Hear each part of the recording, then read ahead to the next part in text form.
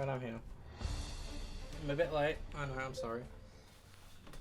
But I did Rivals just before. If you didn't know, I did. Also, if you didn't know from the other stream, I got this today. I don't know why. I didn't particularly like the film. But to an extent, it makes fun of itself, which I kind of appreciate.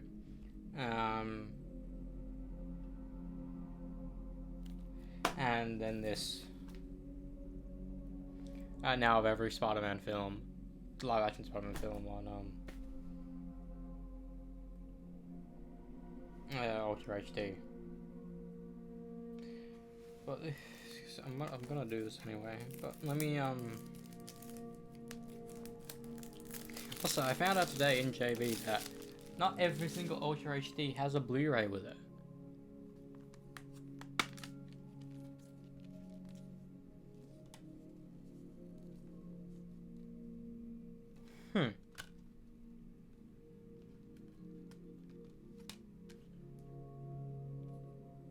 So here's our Ultra HD DVD designs. Then the Blu-rays, which is just like the DVDs. Just a little bit sad.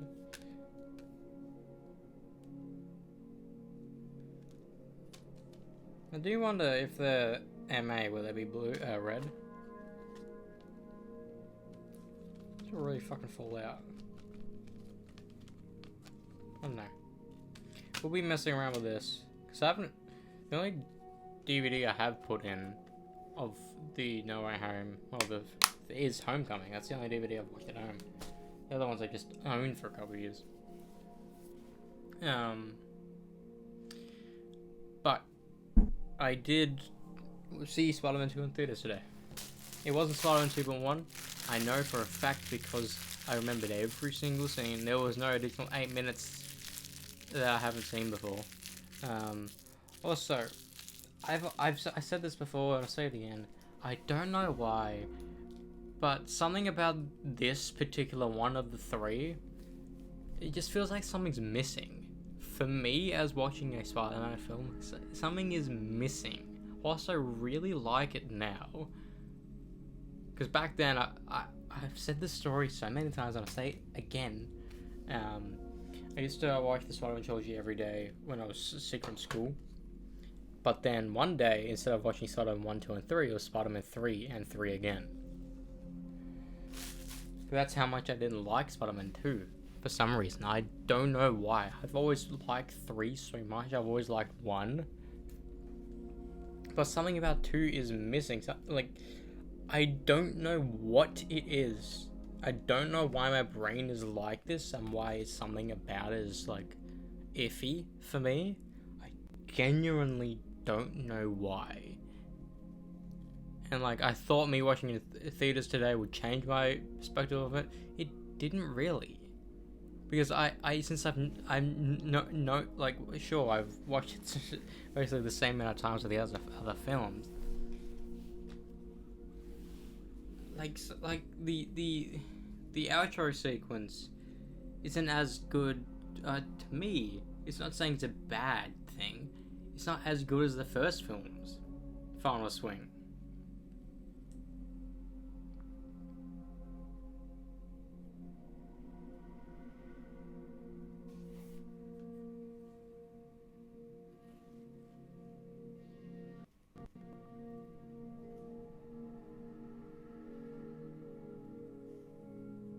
I still want to try to get the Infinity Saga on Ultra HD. Not individually, because I'll fucking, like, if this trilogy was fucking $75.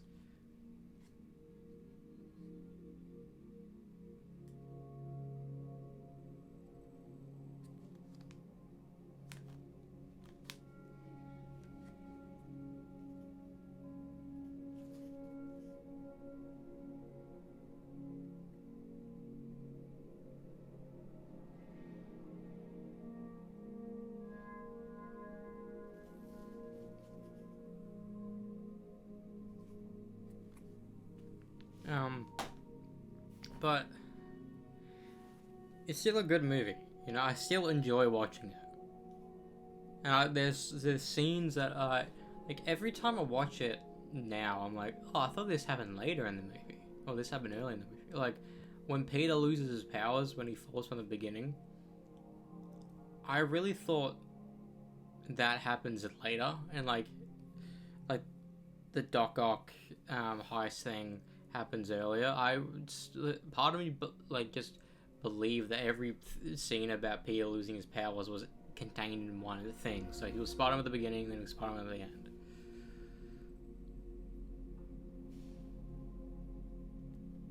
Also, some part of me, like, I don't know if it's from watching them again or just a sudden realization, but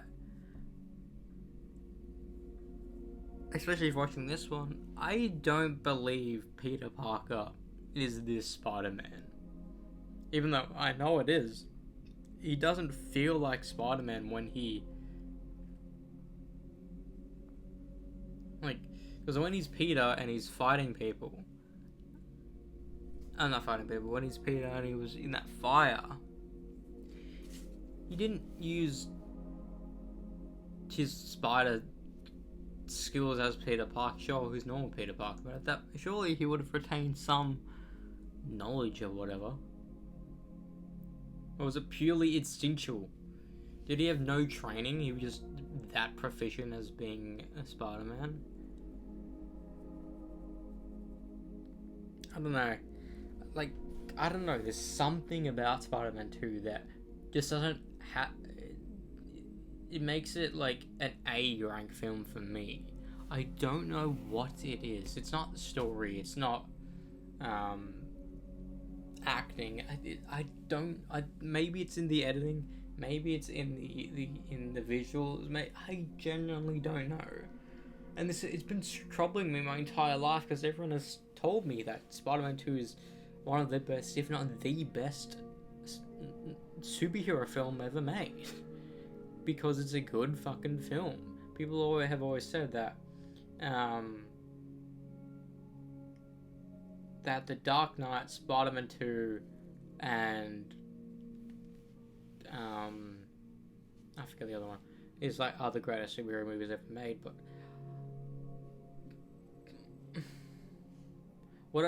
I don't know if I'll rank fucking Spider-Man 2 on par with fucking Avengers. You know, a part of me didn't like Avengers for a little bit after watching it for the first time, but I've come to the realization that it works and I like it. But Spider-Man 2, I haven't had that sudden realization with Spider-Man 2 yet, which is, I wanted it to happen today. I really did. I don't know, there's something about it. I don't know if it's because I watched it when I was a kid, and like, when I was a kid I expected him to be Spider-Man in every scene. Also, fun fact, I kind of gave up when I was doing it, but every time he was Spider-Man, I would pause the movie and change into my Spider-Man suit. Every time. But that was one time, and I think I only did it for the first movie, or the beginning of the second one. I just gave up from the third.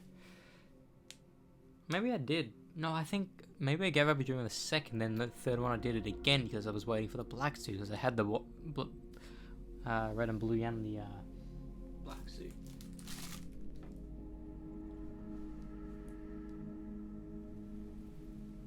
It's like, no way, it's already falling off. Anyways, it's like, I will still rate it like a 7.5 to an 8 out of 10 film.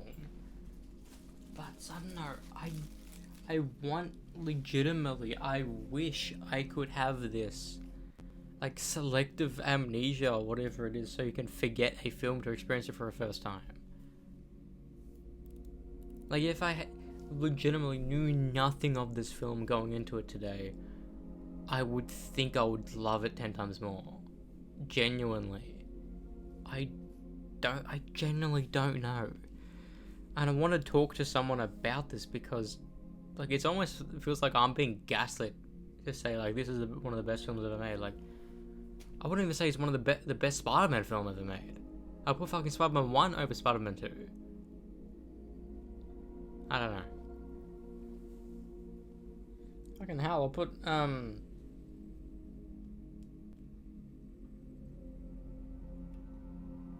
I will put Into the Spider-Verse better than Spider-Man 2. I've only watched Spider-Man Into the Spider-Verse twice, maybe 3 times now. Anyways, without further ado, let us continue with Black Myth Wukong. I'm hoping to get done chapter 4 tonight.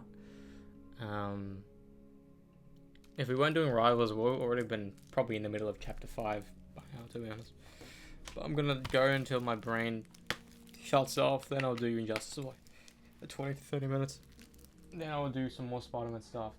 I said it earlier, and I'll say it again. Blu-ray is so cool. Legitimately, it's so cool. And I'm sad to see it's dying out, because I've noticed today that Ultra HDs and Blu-rays aren't really a thing anymore. But the vast majority of them are 4K Ultra HD plus Blu-ray. But when you see a movie that has a, if you like the movie and it has a 4K Ultra HD without a Blu-ray, don't get that Ultra HD, because nothing will be in it. If you get a 4K Ultra HD plus the Blu-ray, you get a good quality of the film plus an abundance of special features. And that's what Blu-ray is famous for. They will give you all the special features. And I don't really own that many Blu-ray DVDs. I mean, I own S&M 2, now these Spider-Man stuff. But I don't particularly like Blu-rays because it has the blue top. Ultra HDs are cool because it has a black top and it feels like sleek and everything. Like the only reason why, like, it makes sense for PlayStation, but not Blu-rays. And look, it's the same size.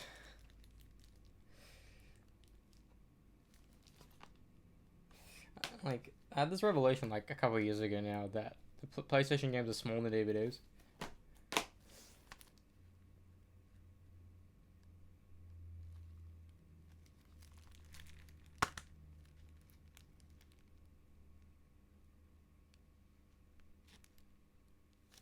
Pascal Pictures? You kidding me? And I think I need to rewatch Far From Home, because like with Spider-Man 2, people have said Far From Home is sick, and some people prefer Far From Home over Homecoming.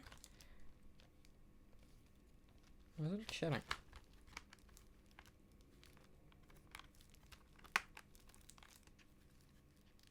That's weird.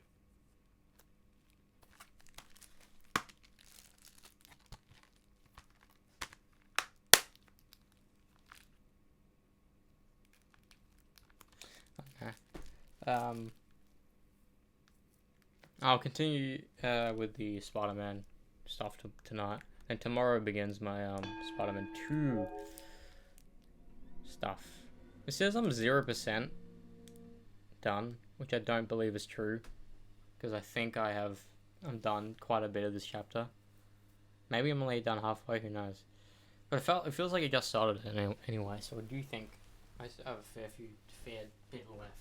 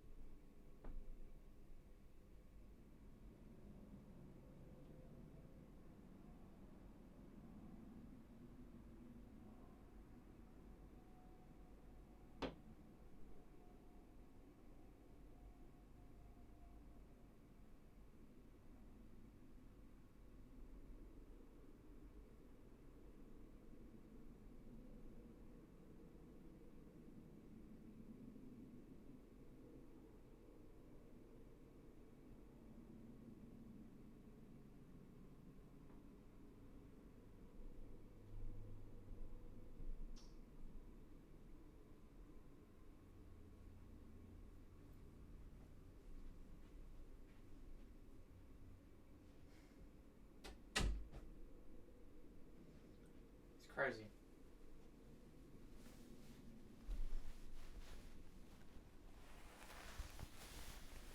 Maybe if I look behind, watch behind the scenes, maybe it will like click to me. Maybe if I watch Spider-Man 2.1, maybe it'll click for me. Because I didn't even know that existed. Because the Ultra HD copy of it, or the Blu-ray of the Ultra HD, I should say, comes with 2.1. I don't know. I need to fuck around with it.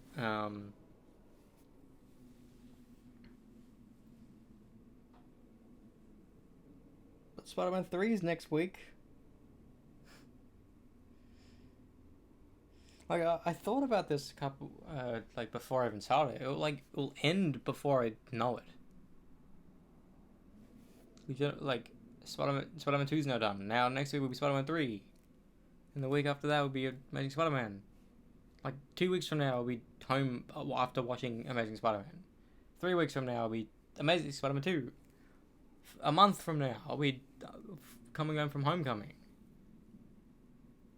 Insane. Legitimately insane.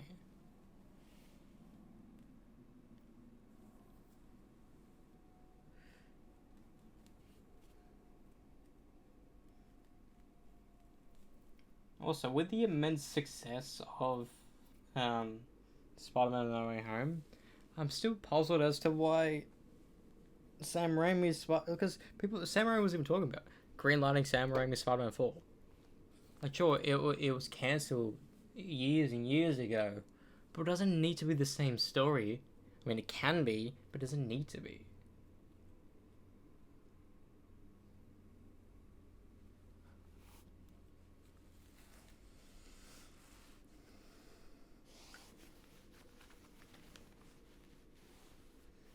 Let me actually look it up.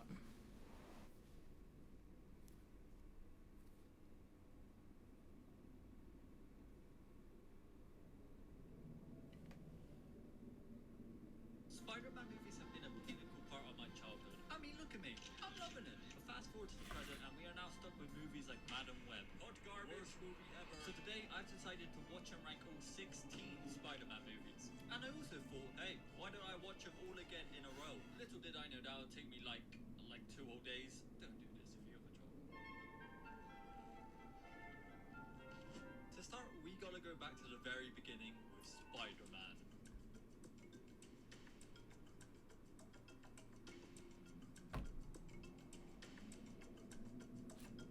So it's been a hot minute since I watched this movie. Like, cannot lie, watching it again gave me freaking goosebumps. The action, the heart, the heroism, bro, it's just breathless. This film's emotional core is all about the power of responsibility.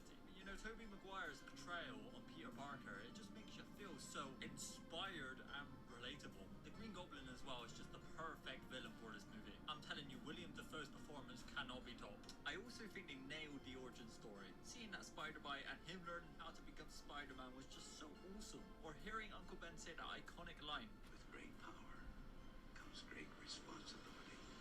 It just hits home, you know. The characters are great, the storytelling is great. Overall, this is just a timeless superhero movie filled with some peak action and storytelling. I'm gonna put Spider-Man 1 in A tier, but let's move on to Spider-Man 2.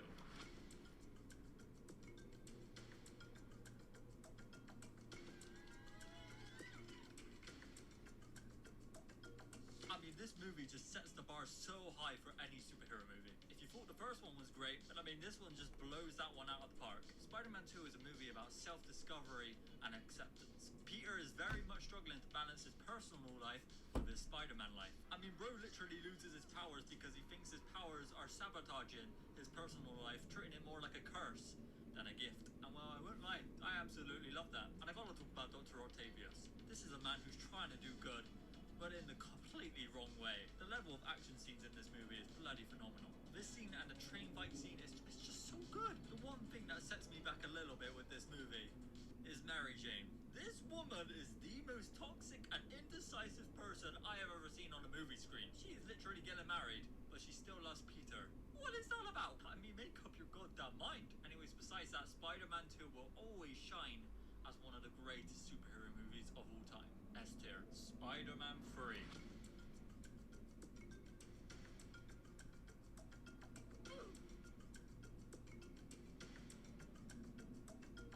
I personally think this movie has a lot of positives, but that is overruled by all the negatives. There are 4 villains in this movie. Sandman, Venom, Harry Osborn, and Mary Jane. Let's break them down. Flip Marco, aka Sandman, is just a guy trying to save his daughter from an illness. Honestly, I low-key feel bad for him, but, you know, he killed my boy Uncle Ben, and that can't be allowed. On to Venom. This was just such a rushed character. Realistically, he had all the right to be who he is. Peter gets Eddie fired from his job. Fired! And then takes his girl.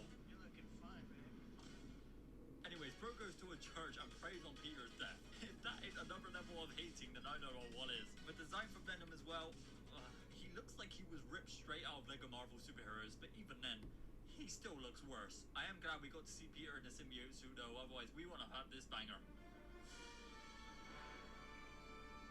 I get goosebumps every time watching this scene. Harry Osborn, the new Green Goblin, is also on another level of disrespect towards Peter. He wants to avenge his dad because he thinks Peter killed him, so he ends up forcing MJ to break up with him, which should have been done ages ago. And while throughout the movie, he's just trying to kill him, until the very end where he becomes a good guy and, you know, helps Peter. So the reason I put Mary Jane here as the fourth villain is because Peter's out here saving the world, doing good as Spider-Man, but is unable to really give the attention MJ needs. So she ends up calling Harry Osborn, being like, yo, wanna make an omelette? And then they flipping kiss. I mean, the red flags are just flying all over the place. This movie was just ruined by the amount of villains that were in it. Hell, I might even say Mr. Dickovich is the fifth villain. Give me red. See there, the Amazing Spider-Man. I might even say Mr. Dickovich is the fifth villain. Give me red. See there, the Amazing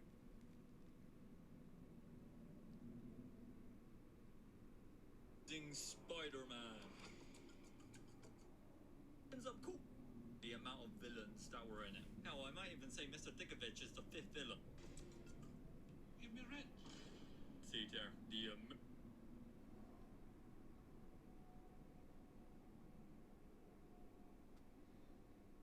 Spider-Man.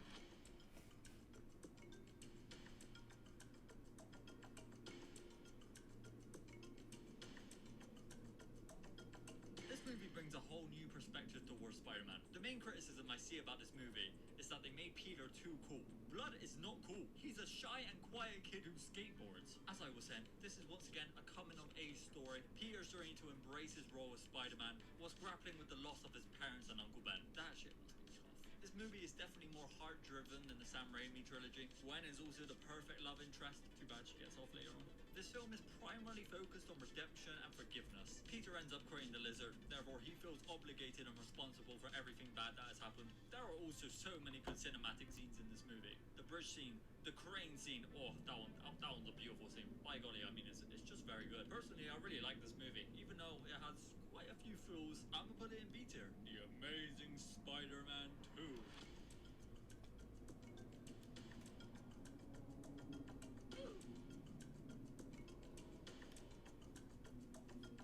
This movie is just fun. One thing I'll always stand by and defend with my life is how good the swinging scenes are. These are the best that a Spider-Man movie has ever made. And with that suit as well, the plot and the story were just a huge mess. They should have never added Green Goblin, I'm telling you that. He was so bad. I mean, he's the reason for this. Which leads me to my next point, Gwen and Peter. If there's one thing they did right with this movie, it's the relationship between them two. Peter's promise to Captain Stacy was to leave Gwen out of it because he's afraid that something might happen to her. And while that foreshadowing is genuinely nuts, it's so sad she had to die, bro. Andrew Garfield's Peter Parker cannot catch a break. And like Spider-Man 3, they were trying to just juggle way too many villains. But overall, this movie is just fun, but it's definitely a stinker. D-tier. Spider-Man Homecoming.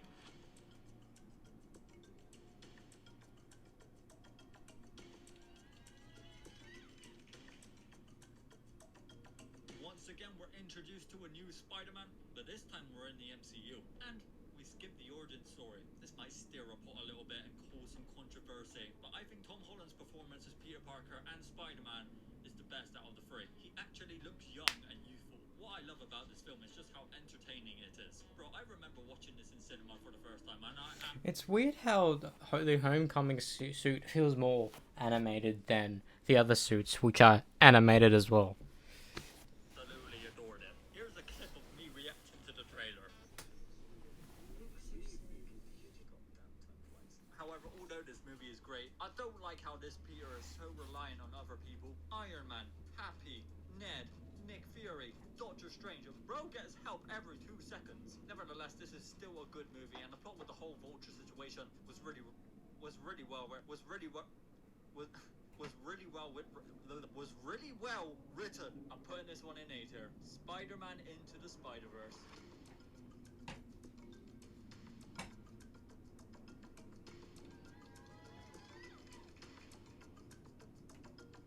Here's one I can't wait to talk about. I went into this movie back in 2018 thinking it's just gonna be a normal Spider-Man animated film. Little did I realize I'd come out this cinema and it will be my favorite movie of all time. This movie reshaped the animated genre. It refined what it means to be a Spider-Man movie. It delivers a visually stunning and emotionally resonant experience. The heart of the film is revolved around Miles Morales, whose journey from ordinary teenager to extraordinary superhero is just so captivating. This was also the first time we got into the whole multiverse genre as well. And bro, just words cannot explain how much I love this movie. Just from the relationships between his parents and Peter and Gwen, they're just so good. I could yap about so many scenes in this movie, but that What's Up Danger scene will forever be one of the greatest moments in cinematic history for me. And the soundtrack, God, they don't miss. I had Sunflower on repeat every day. I still listen to it now sometimes. Overall, Into the Spider-Verse is just a groundbreaking achievement in animation and storytelling. This shit is a cinematic masterpiece and rightfully deserves an S tier.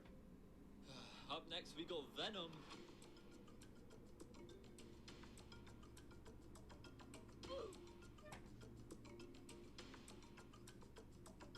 Unfortunately, with every high must come their lows, so let's talk about Venom. That's right, we're doing the spin-offs as well. Even this pile of shit. Venom is just a movie that is so average. I've never viewed Venom to be this anti-hero, and I feel like for him to work as his own movie, he needs to have that origin story with Spider-Man. Putting him in a solo movie just felt like you couldn't really do much with that.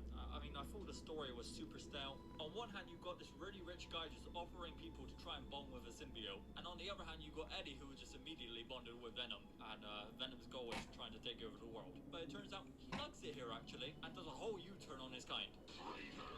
It's just very mediocre. D tier. Spider-Man Far From Home.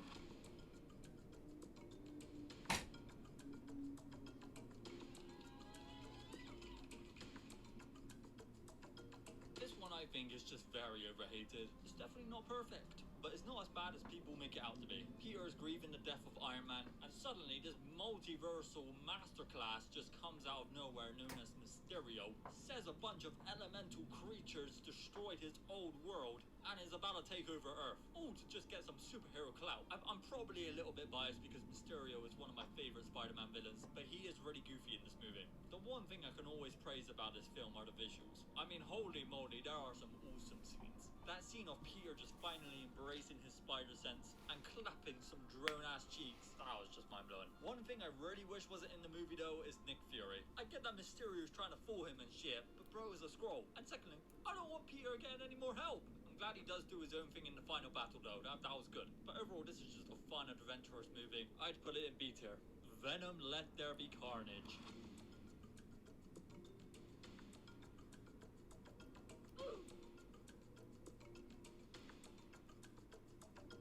This film is better than Venom, and that's simply because Carnage is in it. I think the relationship between Venom and Eddie are super goofy. Sometimes it can be okay, but other than that, again, I think this story was just a miss. Some of the fight scenes were really cool. Don't know about this whole tornado thing he got going on there, but this scene was absolutely wild. And to be fair, they did a decent job of making Carnage look scary. I mean, I really don't have a lot to say about this movie. It's just, again, mediocre. I'd probably put it in C tier. Spider-Man No Way Home.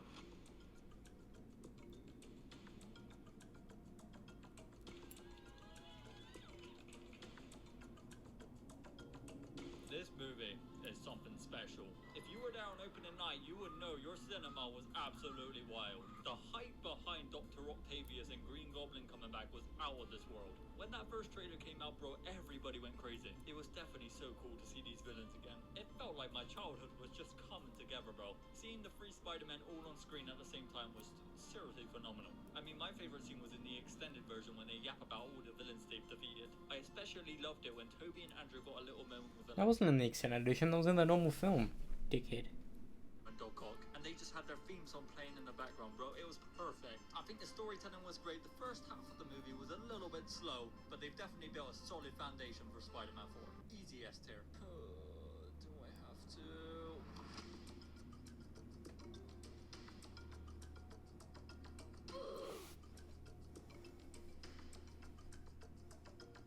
Morbius.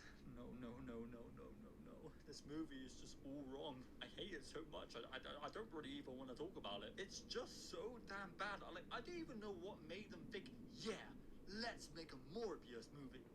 Who? What? I tell you what though, when I first saw the trailer and I saw that Tobey Maguire Spider-Man spray painted on the wall, I was absolutely gassed. But then when I watched the movie, it was one of the worst movies I've ever seen in my life. After Spider-Man Across the Spider-Verse.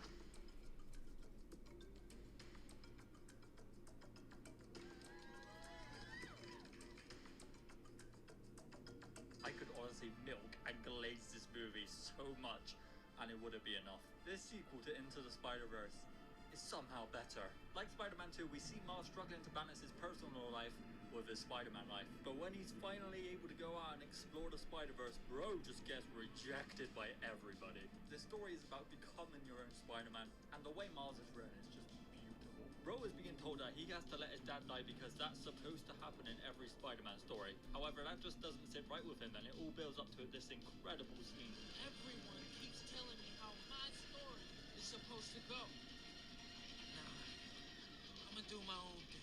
They also completely upped it with the animation. Every damn frame is like a piece of art. I mean, the way backgrounds change to show emotion is just so goddamn good. But I'll tell you, this wasn't just a Miles Morales movie though. For the first 20 minutes of the story, we get to go into Gwen's world to explore her origin story and how she's dealing with the events after the Kingpin's Collider. Her complicated relationship between her dad ends up just being so pure by the end of the movie. I'm convinced if Beyond the Spider-Verse is another masterpiece, we could be looking at one of the greatest trilogies of all time. S tier. The Spider Within. This is only a 7-minute short film, so I'll briefly go over it. The Spider Within is a short film about Miles Morales having a panic attack about the responsibilities he has to take as Spider-Man. We also dig a little bit deeper into Miles and Jeff's relationship, which I thought was pretty cool. I definitely enjoyed the short film. It's up on YouTube if you want to watch it for yourself. I'm gonna put it in C tier. Spider-Man. No, we're not doing this. I'm not even gonna waste my time to talk about this movie. It's genuinely that bad. F tier. Which leads us to Madam Web. I haven't watched this movie yet, so we're gonna go to the cinema right now to watch it. That was genuinely the worst movie I've ever seen.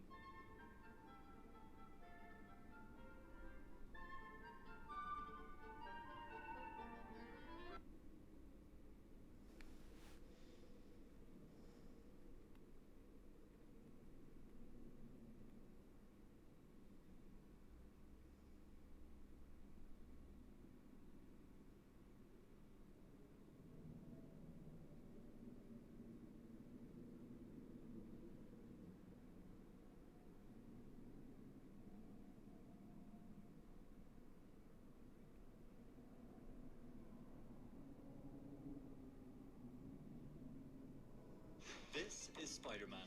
Right here. A superhero that changed entertainment forever. A superhero that's been given 11 movies, 10 animated shows, a stupendous amount of comics, and over 60 video games from the 1980s all the way up to the 2020s, which I am about to play. So let's see how much Spider-Man has changed over the past 40 years, starting in the 1980s. This is the first ever Spider-Man game. Put some red and blue pixels together, allow the guy to shoot webs to climb a building, then boom, you can call it a Spider-Man game. Apparently this is the Green Goblin, and his objective is to stop you from reaching the top of this building. Honestly, this game can be super tedious at times because when you miss a web, you will fall, and it is so hard to recover. Brilliant. To cut this game some slack, it was released on the Atari 2600, but overall, for a first attempt at a Spider-Man game, it's kind of what I was expecting. Unlike the next game, which is The Amazing Spider-Man and Captain America in Doctor Doom's Revenge. What a mouthful of a title. Now for those hardcore Spider-Man fans, you will know that this isn't actually the next Spidey game that features Spider-Man. In fact, Quest Probe is. But as we move through the decades in this video, I've also included segments where we'll be looking at cancelled Spider-Man games, mobile Spider-Man games, and games that feature Spider-Man. That's right, this is the ultimate...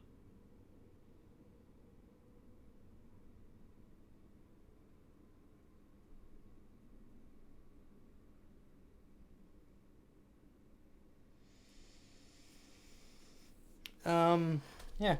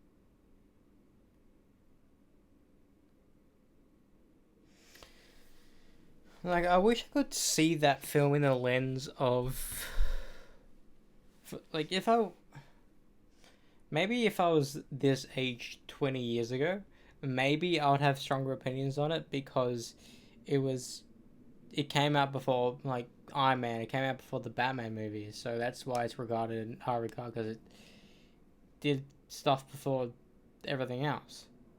But I will say that the swinging sequences in these, like, Spider-Man feels more real than he does in the Homecoming trilogy, and I generally don't know why it looks so animated in the Homecoming trilogy. Even though at scenes I know is real, I don't know why. Anyways, let's continue.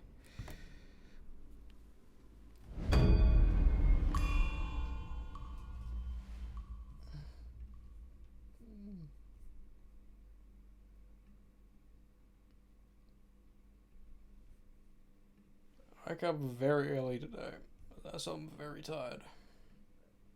That's why I may or may not do it justice after this. So I'll play this till maybe 1:30.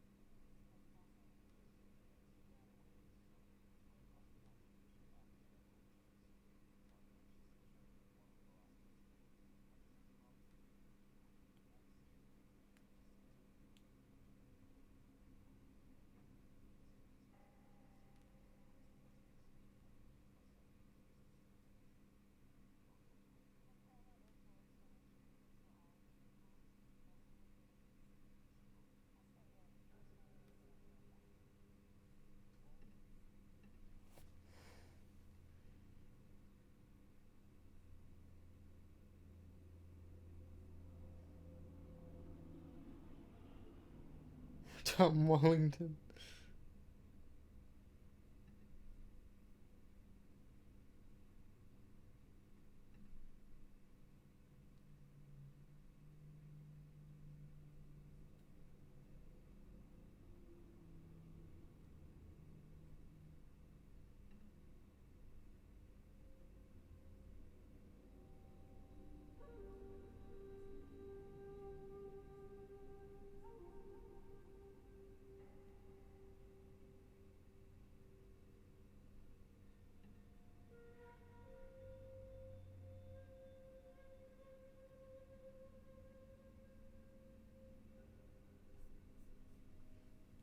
Is this guy seriously saying start Arrow at season 3 so you can watch it alongside Flash? That's dumb.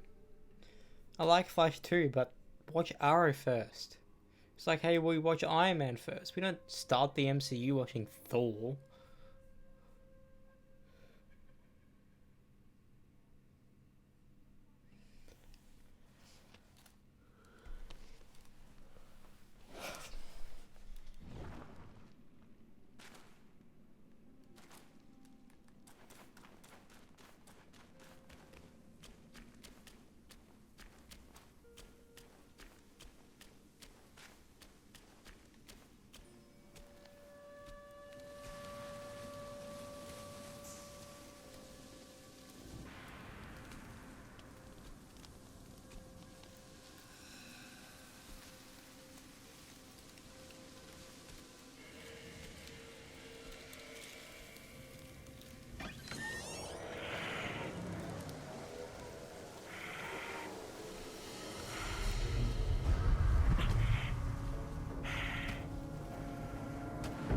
What on earth? It was one merry night, and now she wants to take my life. You're following me like a shadow. Can't you do anything without me?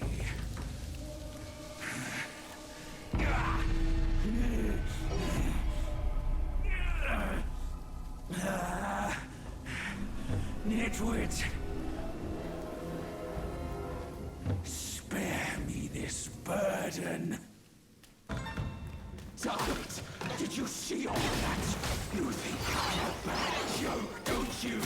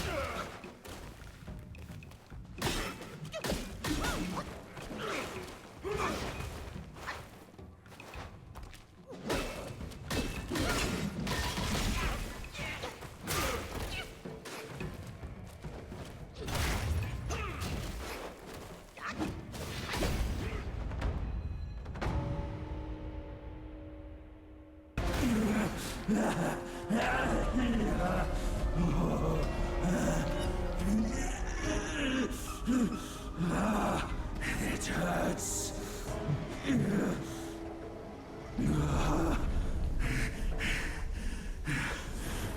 Keep off. Leave me alone.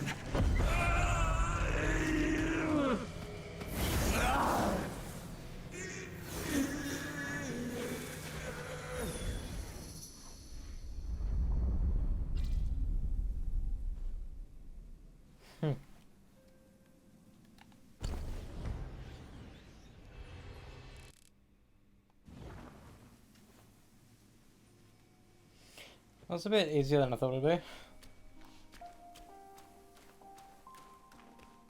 be.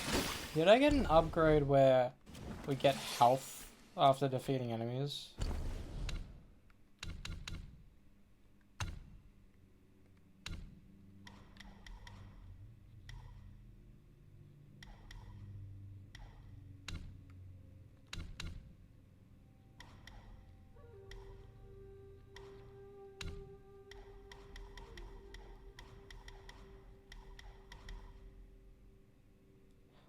When you consuming a focus point, that's what I like.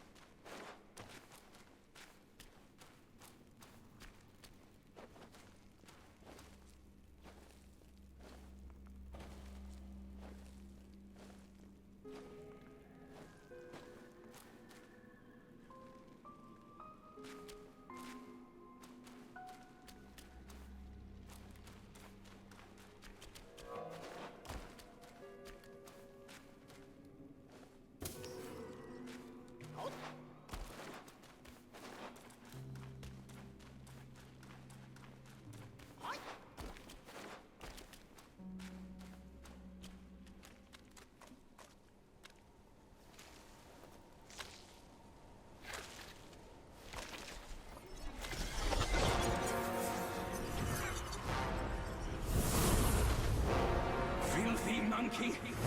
Aren't you dead already?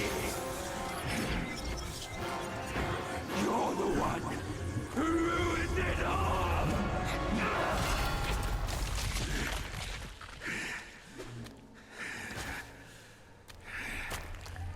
This time, I am staying here.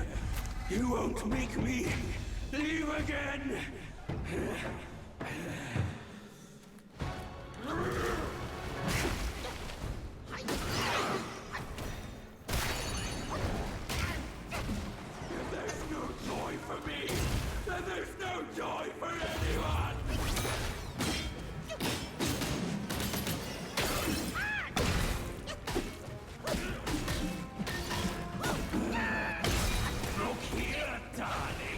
Watch how an admiral writes up a fight!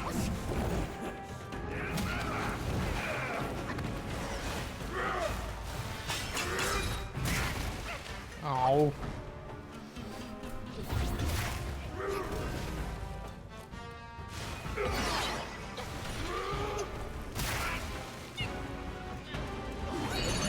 The tricks! My wake will show you who you truly are!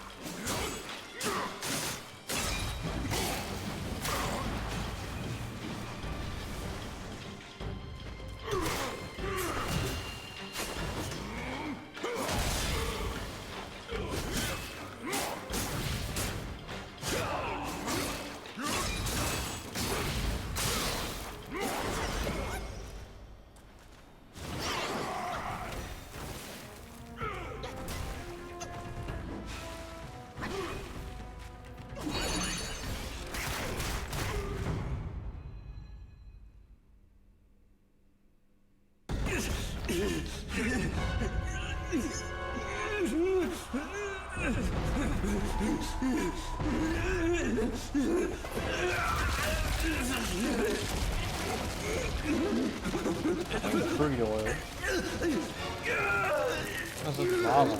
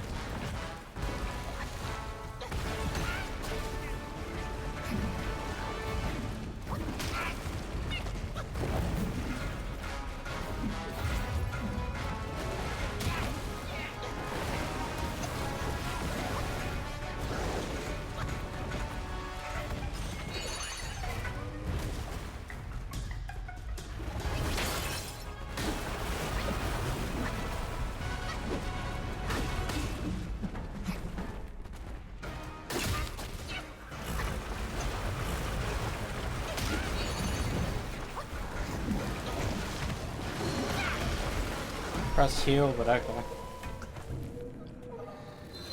I'll have to do it all again.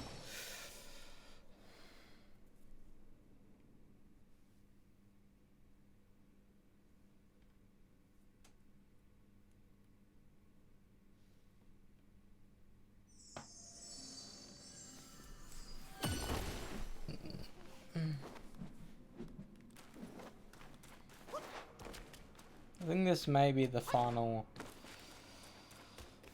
boss of the chapter. It seems like it. I'm hoping it is. Because if it is, I could do injustice. Because if it's not, I'll play a bit more. But I'm fucking tired. I feel like I'm gonna fall asleep.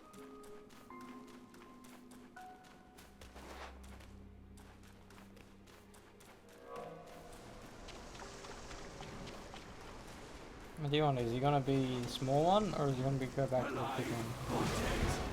I'm never leaving this place again!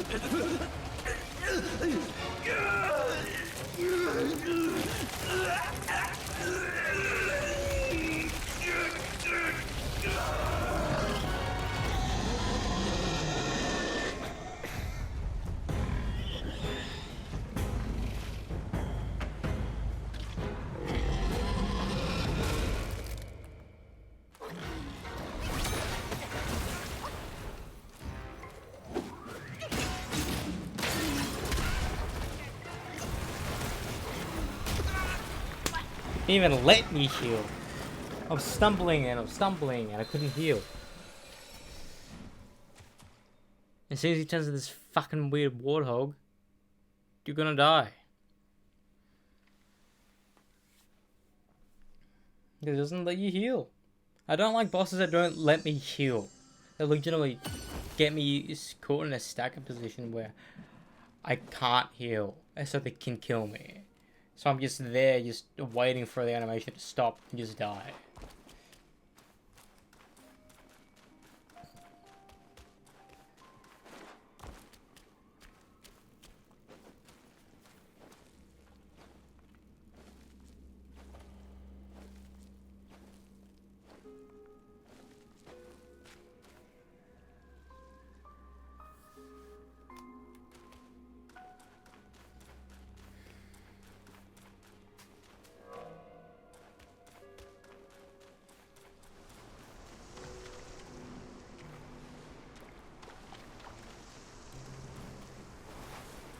I had made my mind to stay.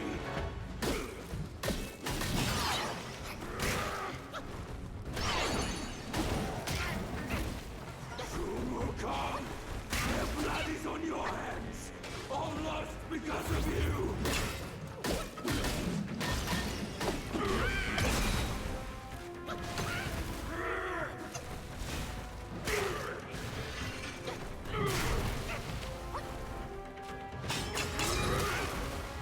I don't like you counteract my fucking combo.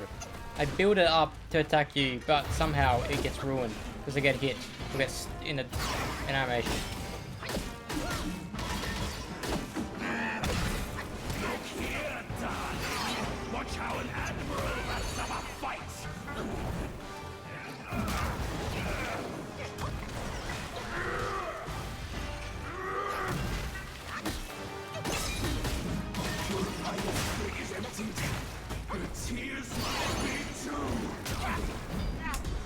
Oh my god, this sucks because I press heal then I die. Because the thing about healing is that you can't move. When you press heal, you get hit every time because you're pressing heal and you can't move. Every time I press heal, I try to move and nothing fucking happens.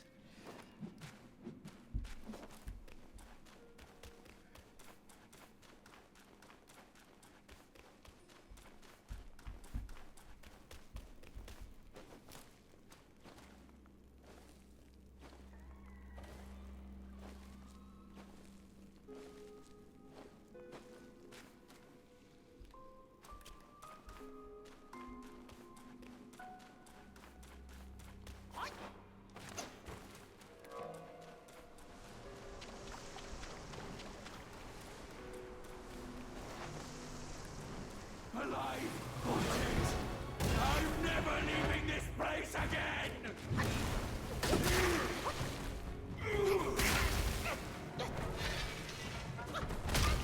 You know what I hate about this game? The number one thing I don't like is when they can hit me in the middle of one of my combos and I stagger. But if I hit them in the middle of one of their combos, I'm the one who still staggers. That's the number one thing that irritates me playing these bosses. Because no matter what I do, they don't stumble once I do a heavy attack. No matter what I do. I wasted a health. I dodged, but okay. I fucking hate this fish.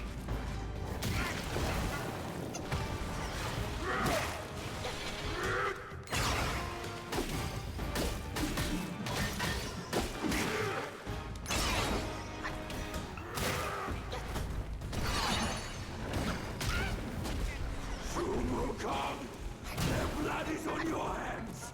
All lost because of you. If there's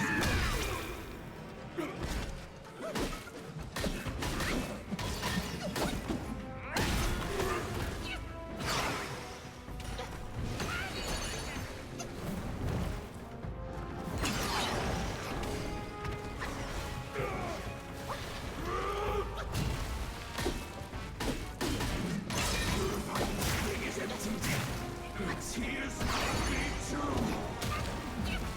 Soon will come. Their blood is on your hands. All lost because of you.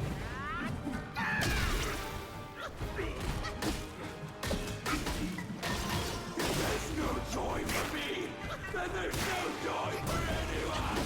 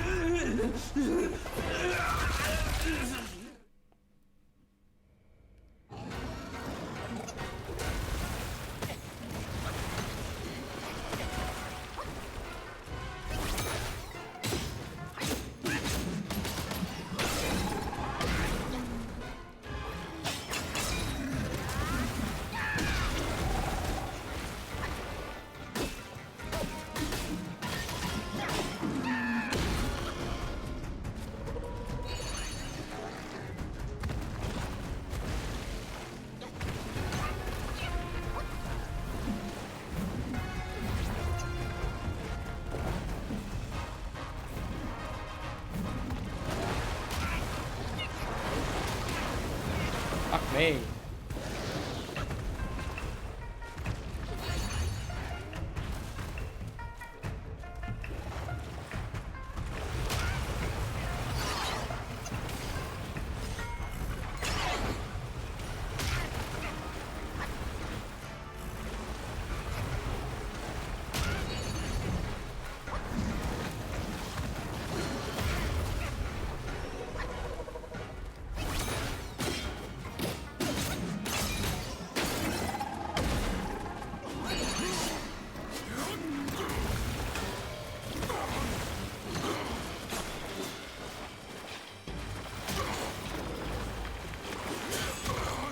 Let me hit him.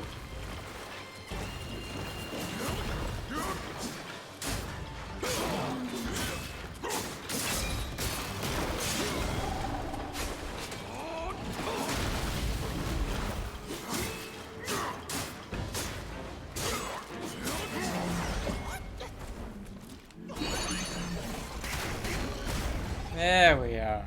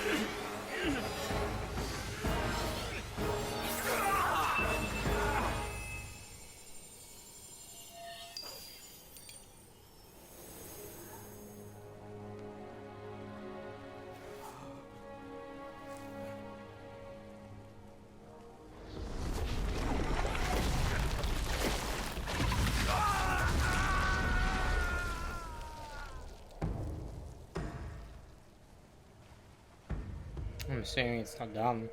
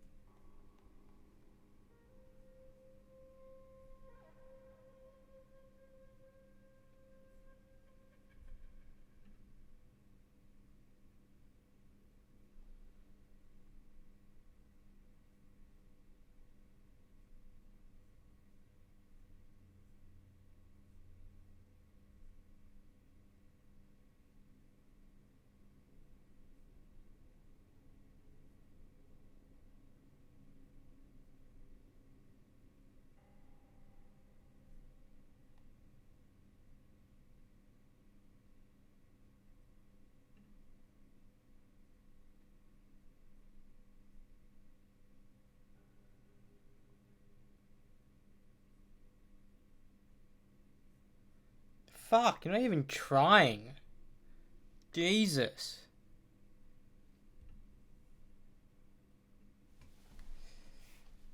Fuck off, bro.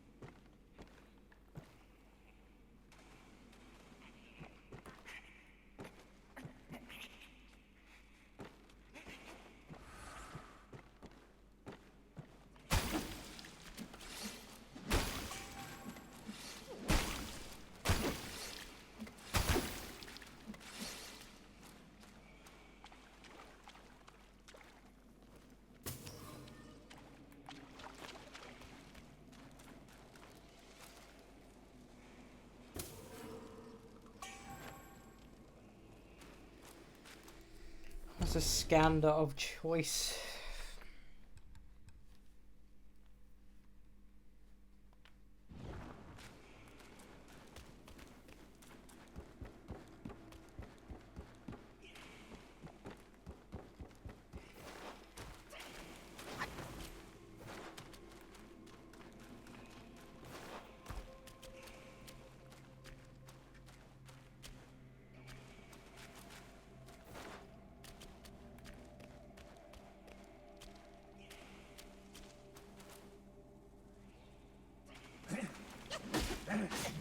Who goes there?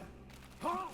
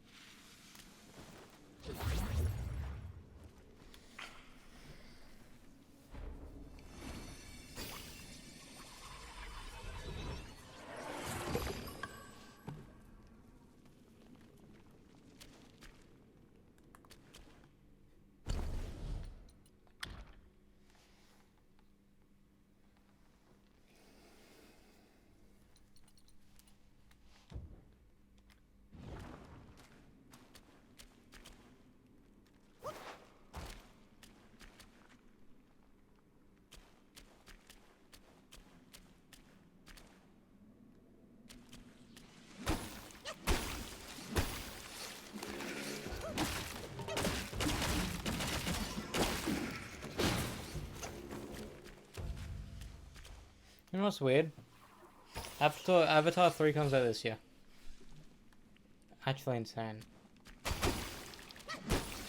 Obviously, I'm gonna watch Avatar again.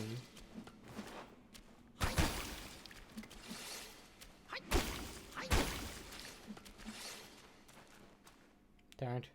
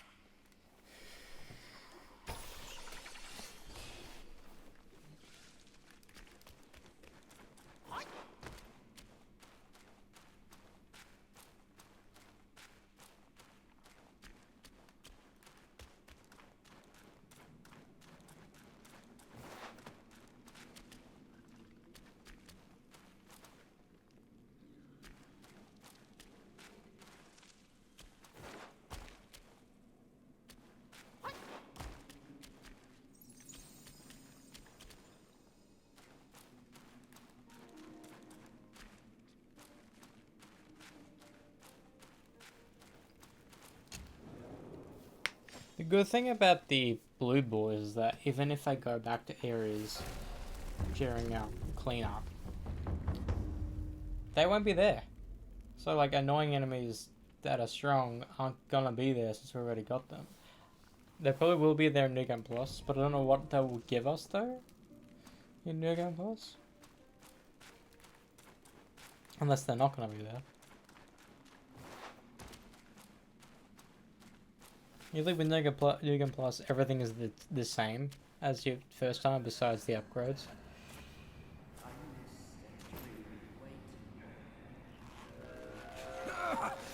Why dredge up the past? Aren't we here now? Don't you remember how I spared your life when he asked me to clean up the rest of your sisters? I do remember.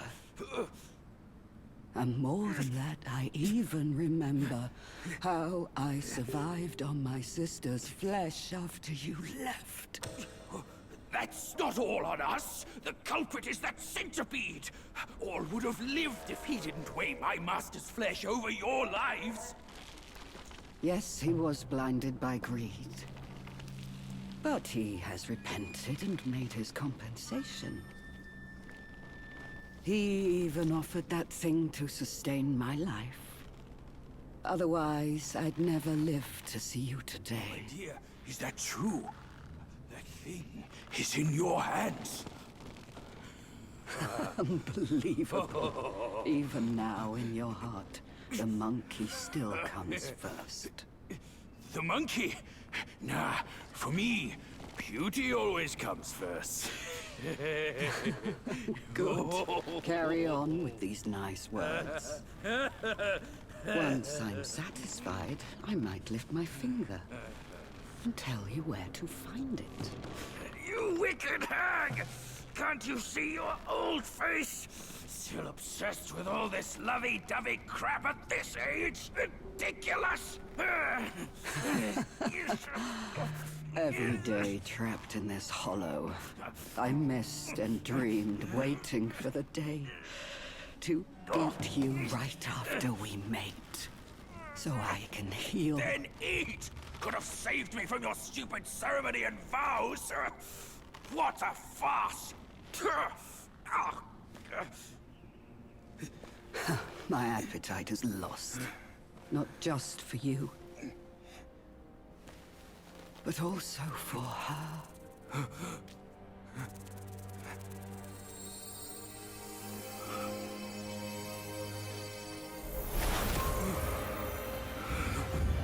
Mother?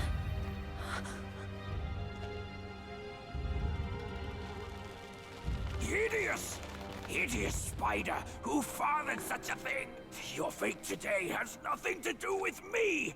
I had my mercy misplaced, that's all! What took you so long? I almost died! Now go call quick, your this sisters. hag, and get me down! Monkey's the bane of my life. Why do you always have to ruin my plans? In what way am I any less than monkeys? This monkey that you love. I'll chop his heart, slice his liver, and make you eat them! You a hag or a monkey? Untie me before you fight him! Ways so I can walk.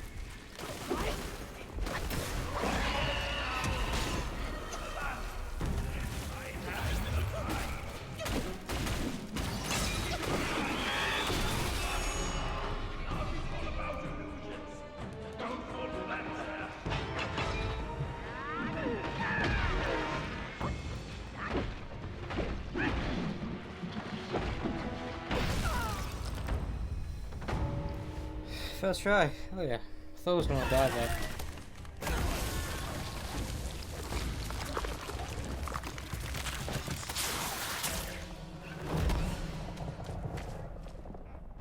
Yeah, go after her.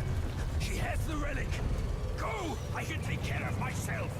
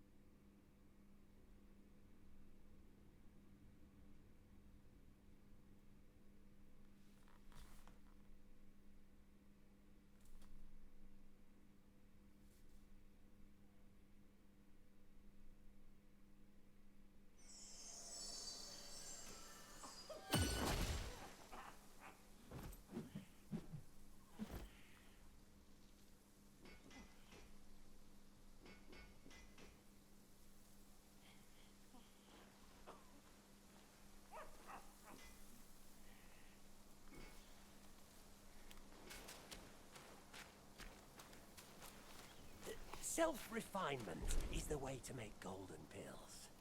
What say you, brave one? This is what my ceaseless toil finally yields.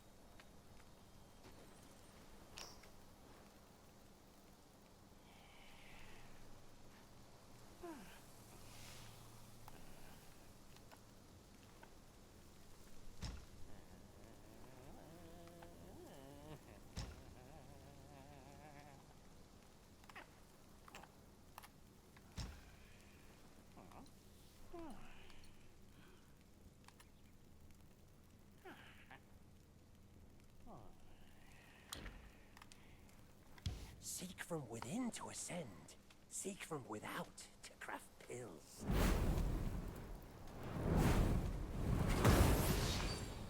Come to me anytime if you need more pills.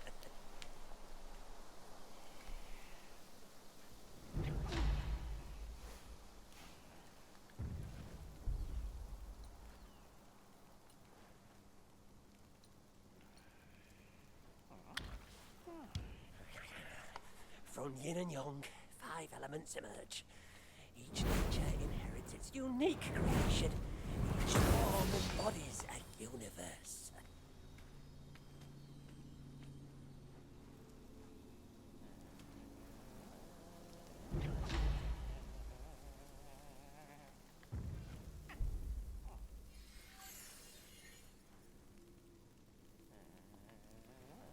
Many are bent on seeking shortcuts. Hence, pill-making came to be. Where there's...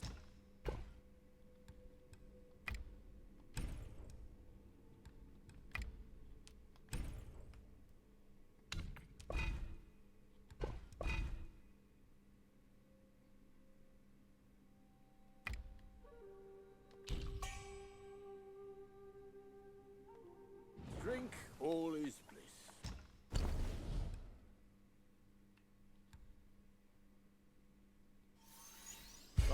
Fight, but not without a gourd that suits just right.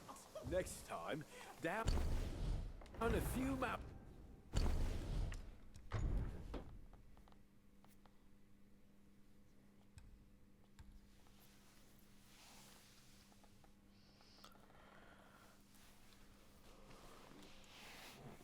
Pretty good.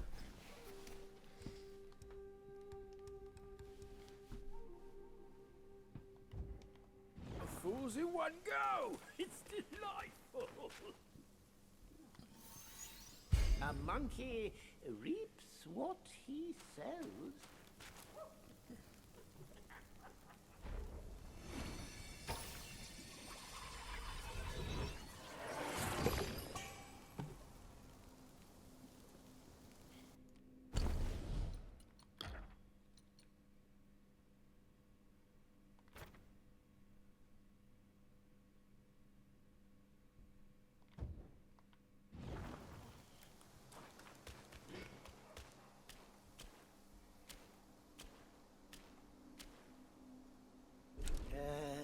In this world, leaving so soon, do visit from time to time.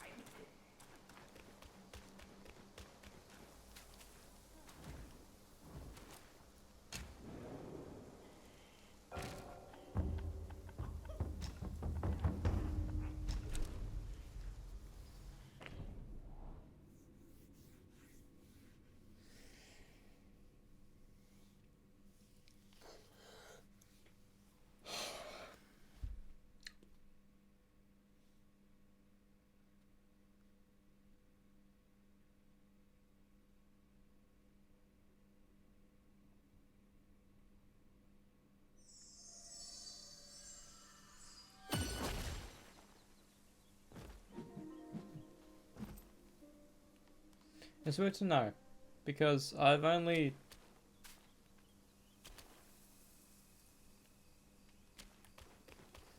seen No Way Home once entirely. It's gonna be weird the second time I see it in cinemas. Like, legitimately, gonna be so weird. That's the only film that I've only seen in cinemas, but I've seen it more than once. And it's been now 4 years since it came out. Just insane to think about. Technically it's not 4, it's more like 3 years and like a month. Who goes there? Hey, shut up.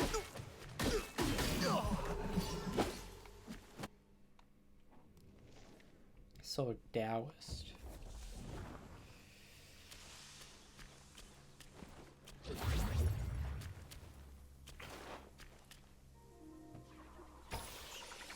The thing about defeating all these enemies again and again and again, it gives us so much will, to the point that we'll have enough will plus more just to buy everything.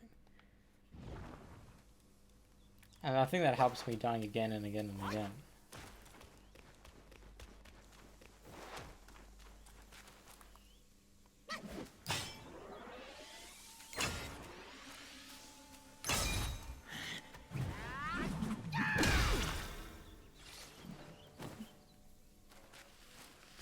That was easy.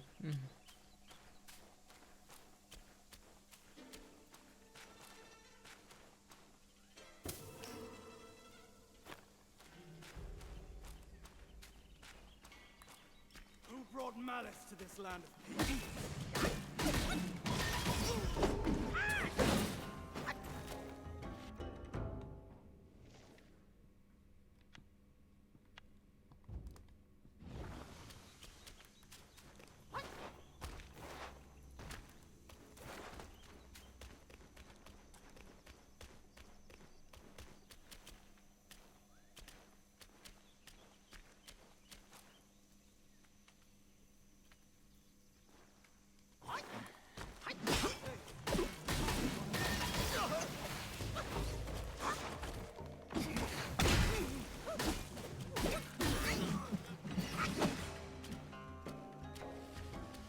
So I'm just in a village killing people.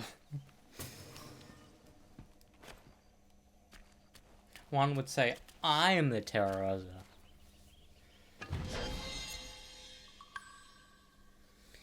Be mountain stone. There's so many fucking jokes.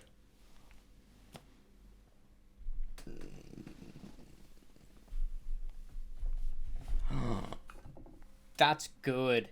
That is insanely good. If we get a third gold spot, that will probably be what we'll use. That's insane.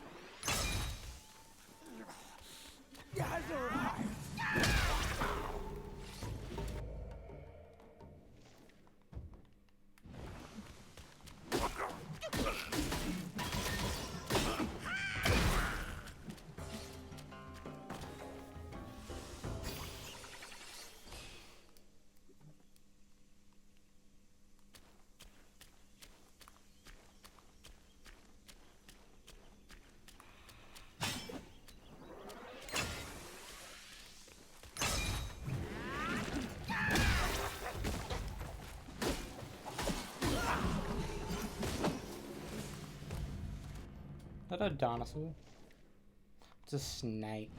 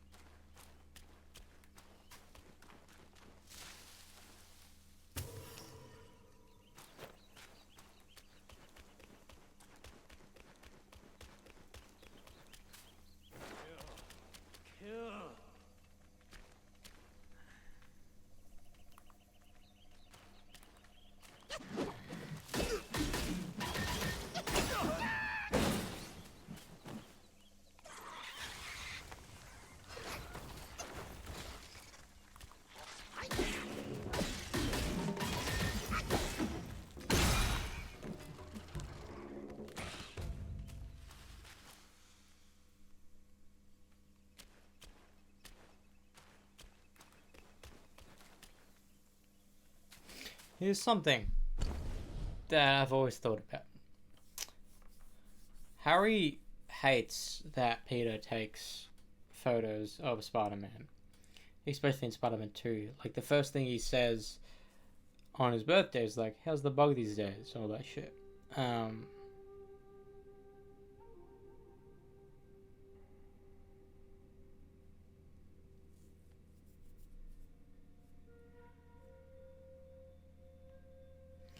And, like, you do realize that,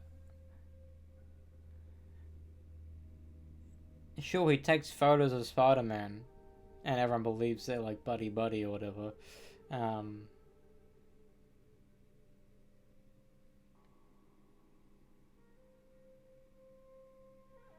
then again, his Peter's photos are insanely good, though. Like, if he wasn't Spider-Man, how the fuck did he take these?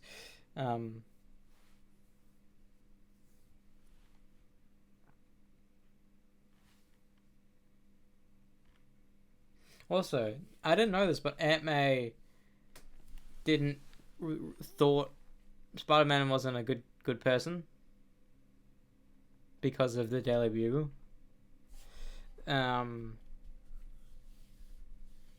But then she gets saved by him.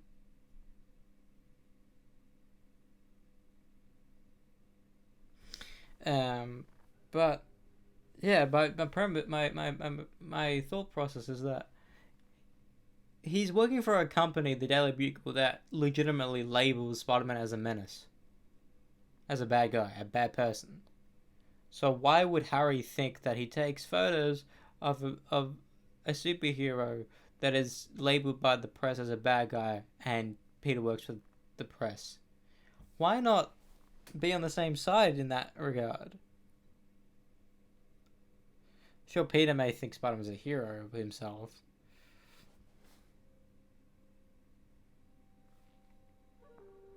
But I'm glad Peter and MJ found out around the same time, because it's the core trio. It's just a shame Aunt May never found out.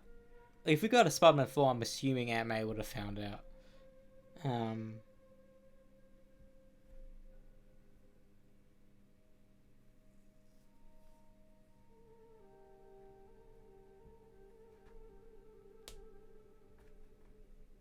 Also, I didn't know that Danny Elfman didn't come back for Spider-Man 3. So the black suited, the symbiote suit theme isn't by him, and it's such a good theme.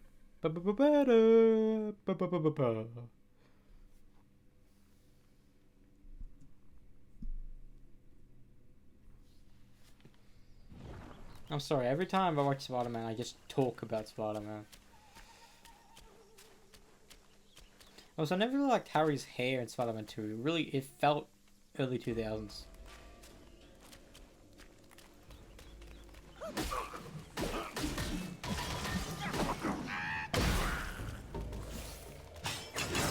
This is a fucking tiger snake.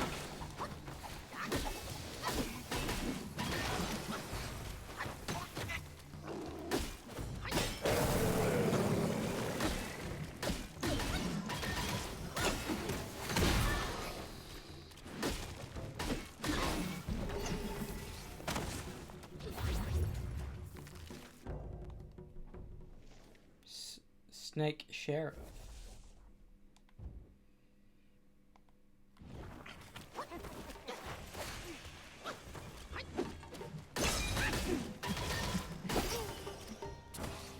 I do wonder if all these excerpts are from Journey to the West.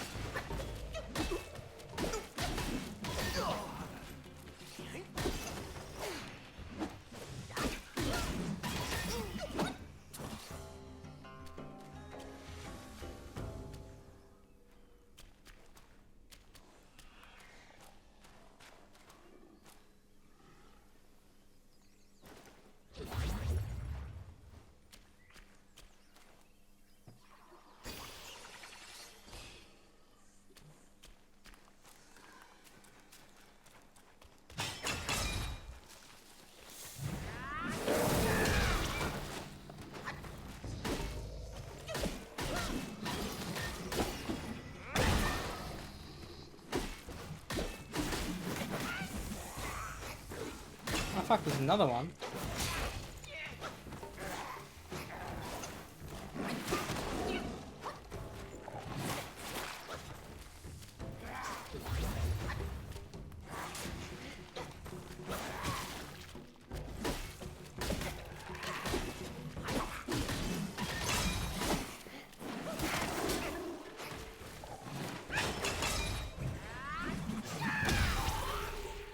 Are you?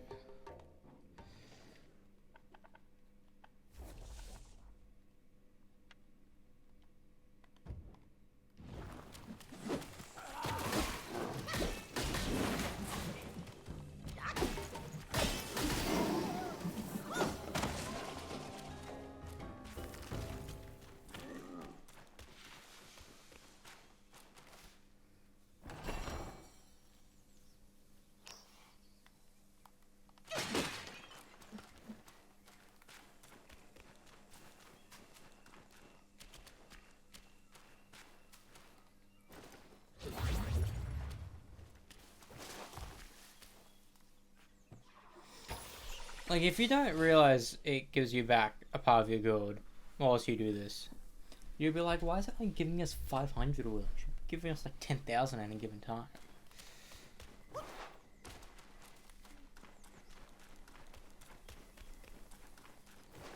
Like, I've healed like maybe 3 times, but I've only done it twice.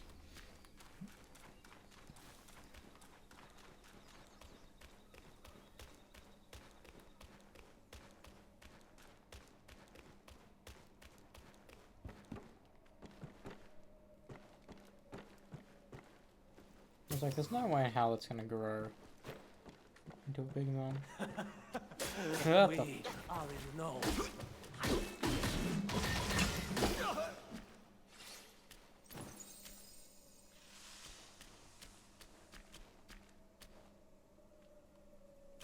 Like, there's no way I can get to there.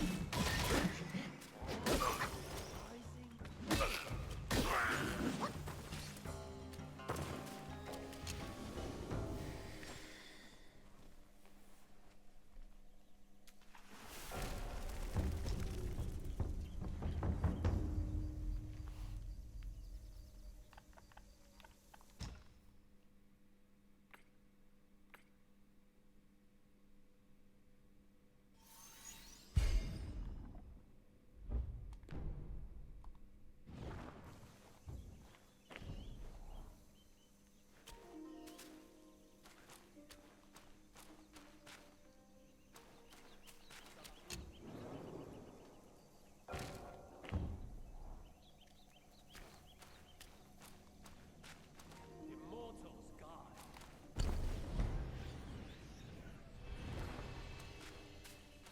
Rising Lord.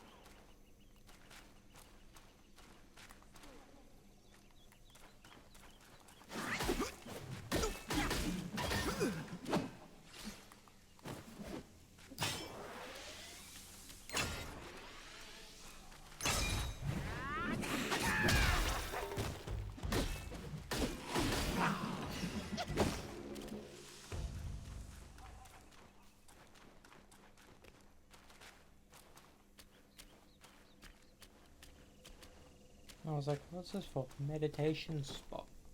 Because he gives you an automatic spark. What if you can teleport to them? I don't know. I need to shave soon. If we shave once a month, shave quite a bit ago now.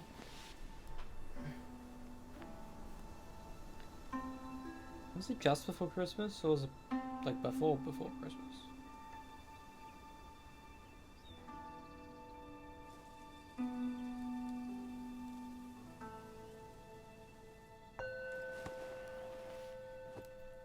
You know what's weird with Marvel Rivals is that I keep on trying to dodge. Like, I keep on trying to do that, but I just can't. You just can't.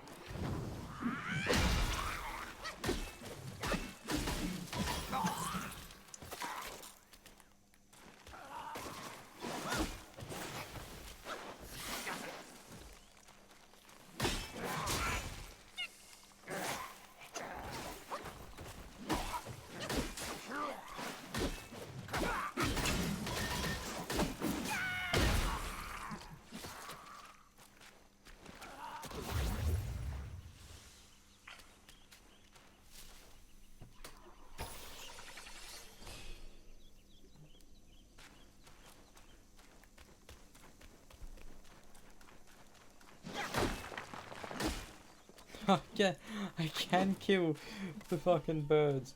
I thought you couldn't. That's fucking hilarious.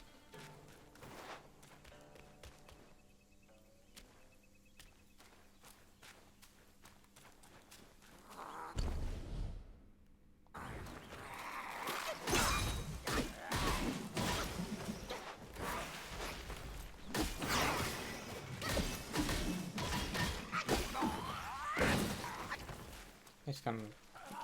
Yeah. Hold it.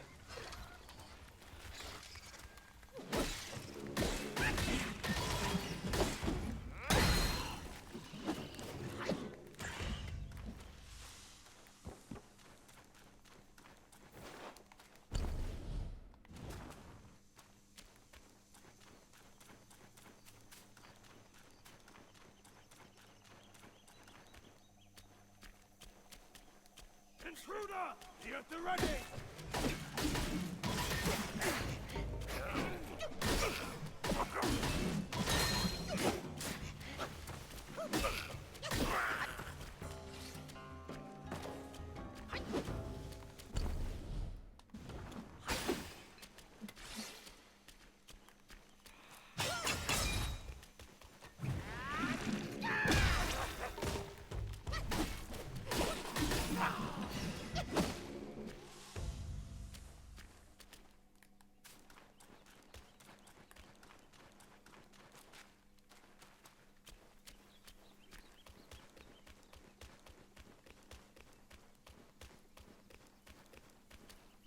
Immortal's Guide.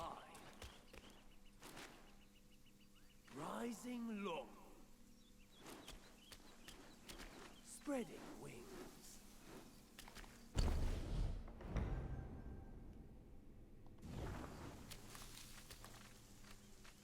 Perching rooster.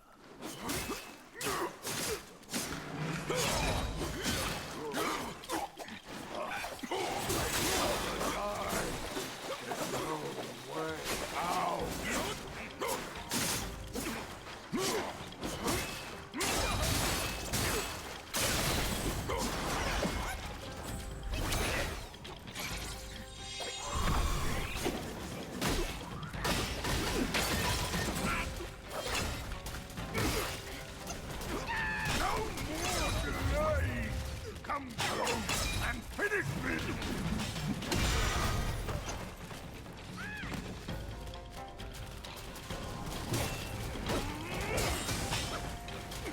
There's no leaving this.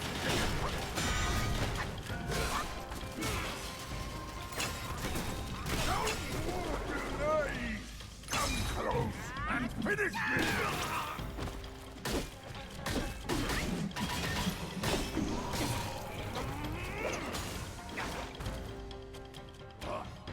I'd rather die.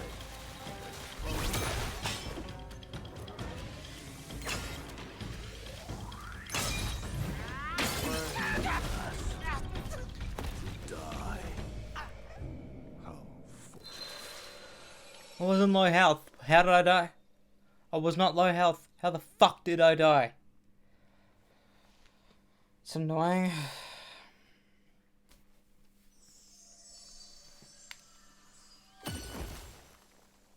I'm back over here. Subdue, huh?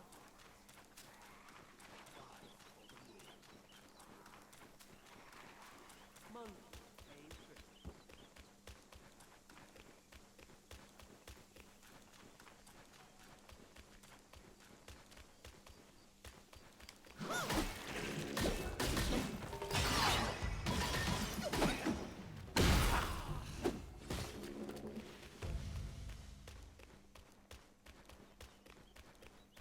Immortal's Guide. Rising long.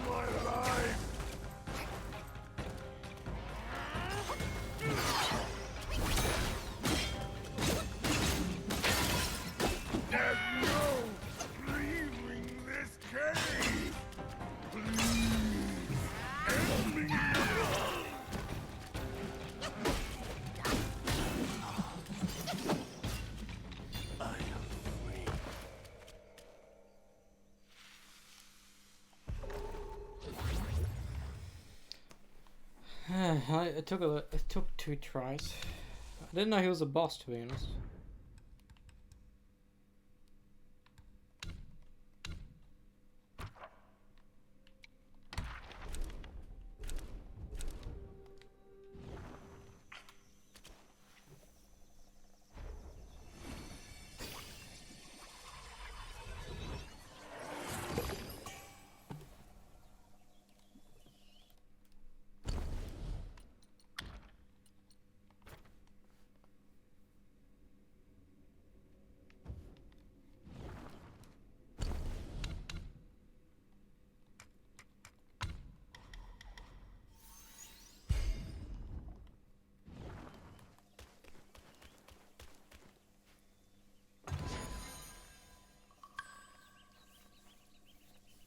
Tablet of the 3 Supremes.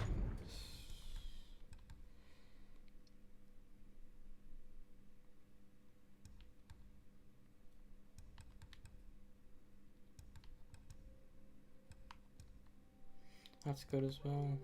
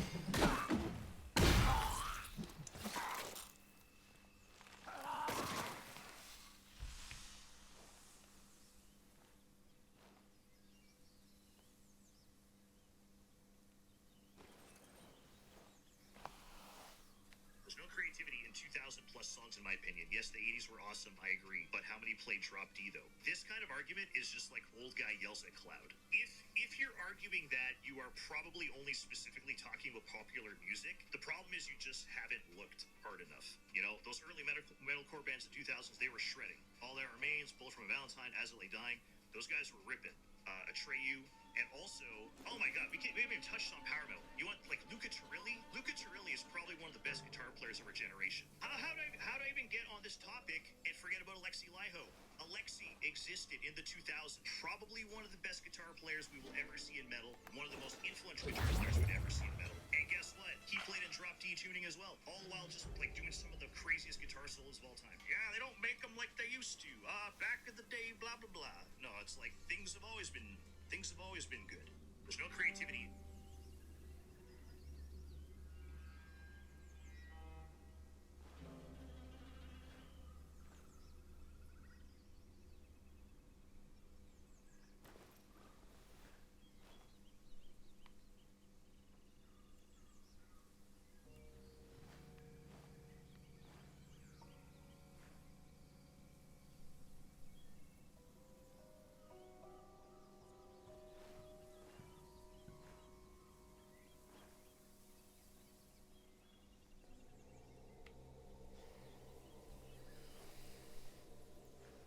I need to continue my...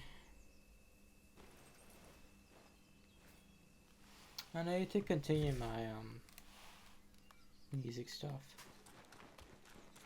Sure, I want this year to be a year grind for YouTube as well, but it's kind of hard because I have to work, you know. Like, I can't just... Like, I need my life to shift this year in order for me to sustain a life I want to live. You know, I can't just stay here my entire life. Sure, in a good world, I could. But it can't be that. I'm talking about downsizing anyway, so...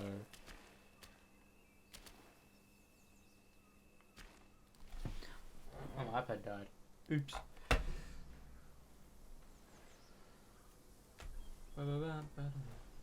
If this is a boss, I will try to fight it. If it's not a boss, I will hop off.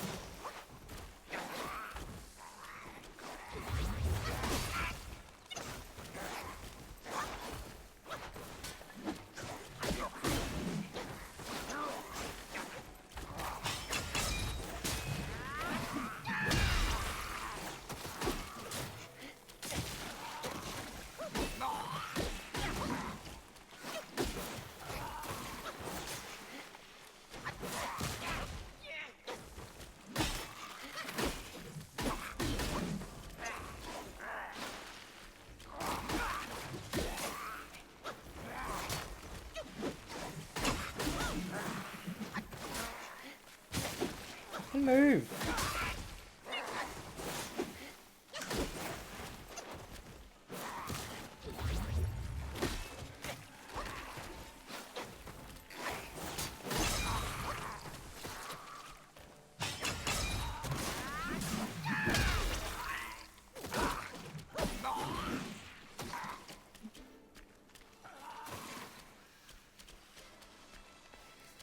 Another meditation spot. Fuck, already.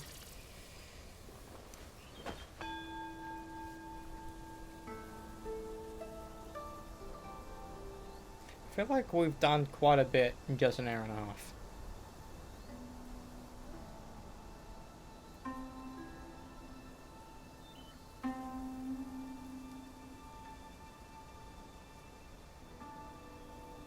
Also, most likely new Trivium this year. It's legitimately been 4 years since an album. It hasn't been that long in between albums. Ever. Ever. It's weird to know that. Because in between Ember to Inferno and Ascendancy was 2 years. Between Ascendancy and Crusade was 1 year. Between Crusade and In Waves was 3 years. No. Crusade, I lie. Crusade to Shogun was 2 years. Shogun to In Waves was 3 years. In Waves to Vengeance Falls was 2 years. Vengeance Falls to Stars of the Snow were 2 years. And Stars of the Snow to Send the Sentence was 2 years. But then Send the Sentence to What the Demons Say was 3 years. Then between What the Demons Say and In the Court of the Dragon was 1 year. However, they could have released In the Court of the Dragon in 2022, and it still would have even made more sense. Maybe since it was COVID times, I was just playing guitar a lot and just writing shit. And I'm glad, because In the Court of the Dragon is a banger of an album. Like, there was no weak song in there. I mean, Feast of Fire is the random friendly one, but if you don't think of the really friendly song, it's a banger of an album.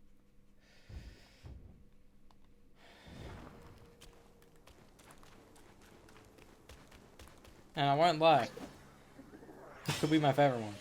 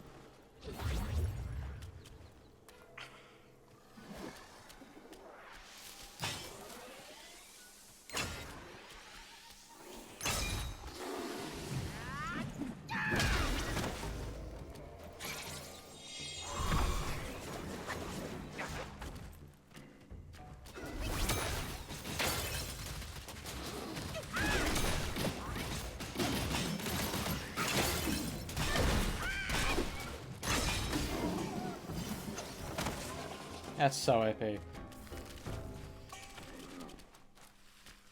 That is so OP. Having them have the ability to use a mobilize or ring of fire, that's actually insane. don't even know what seeing through the enemy is.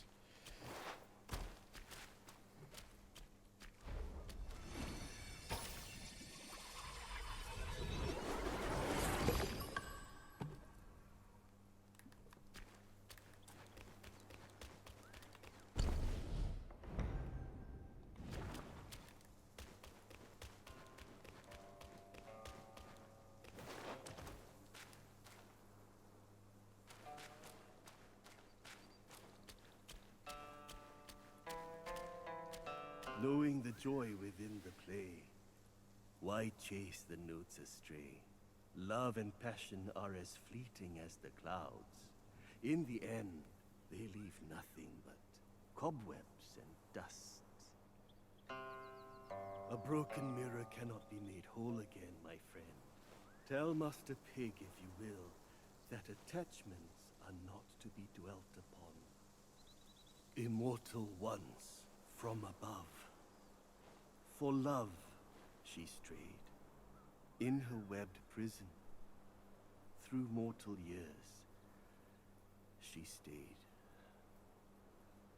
Immortal one, in her webbed prison.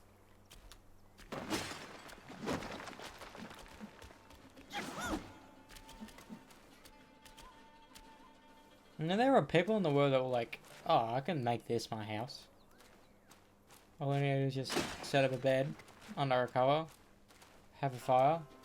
Man, yeah, I'll live here.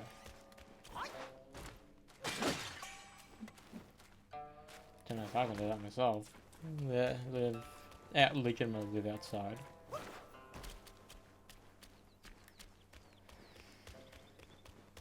Oh,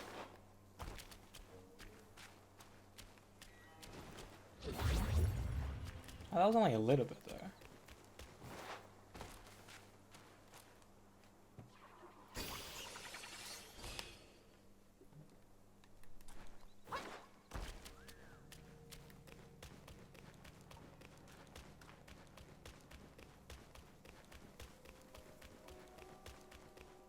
Alright, I'm gonna hop up now.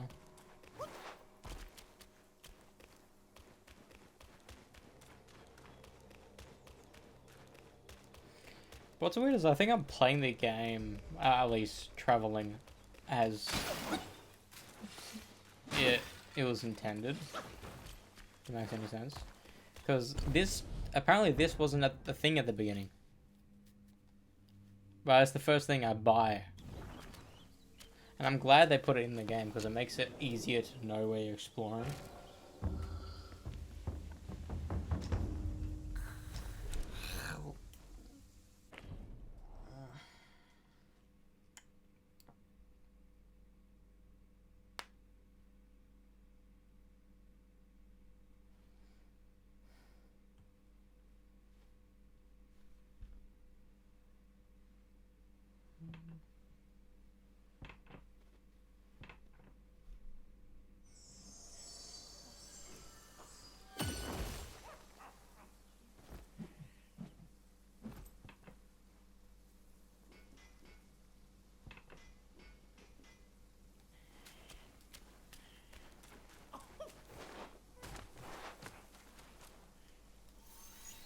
A monkey reaps what he sows.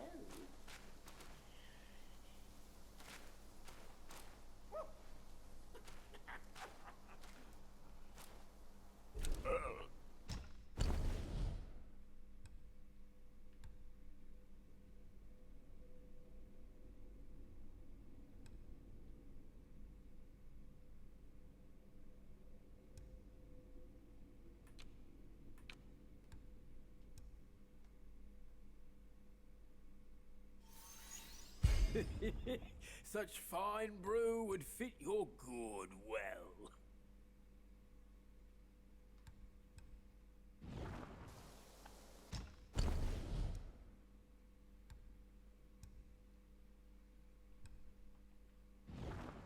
Drink, drink. It can lead to success or failure. Mine eyes doth see the Dow from the confines. My pills are I reliable. do wonder if it takes be you a wiser longer than time relying to come solely back on to give you rare stuff. I mean, Maybe because he's given us blue items before. But if it was purple stuff, then one time a epic or a well, Each pill. in my brain, purple is epic, yellow is legendary,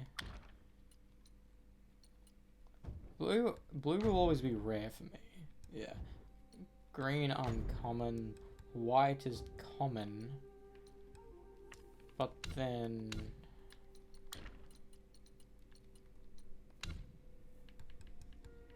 where is it? Yeah, mythical.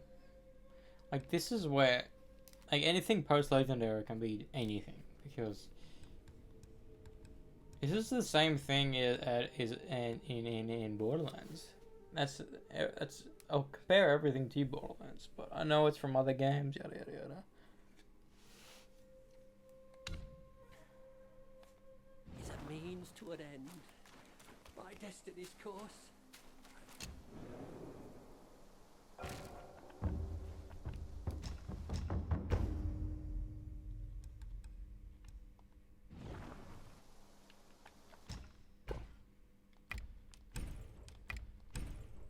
I can sell the eggs, but I don't really want it.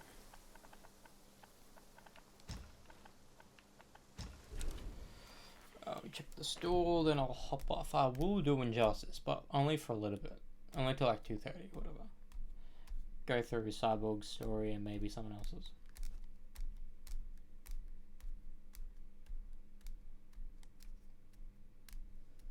Then I will continue my Spider-Man stuff.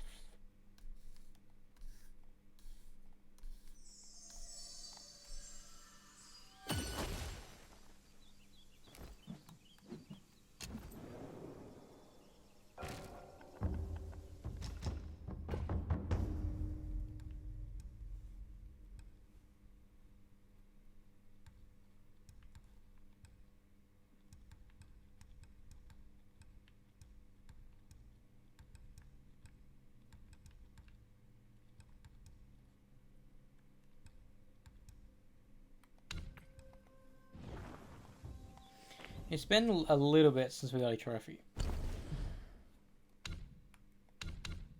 Which is a bit sad. Wait, let me check. Yeah. So a little bit sad. I'm also very surprised this controller I've had since like early 2022. No, early 20... This is my second PS5 controller. It's been working ever since I got it. No stick shift at all. But that one does.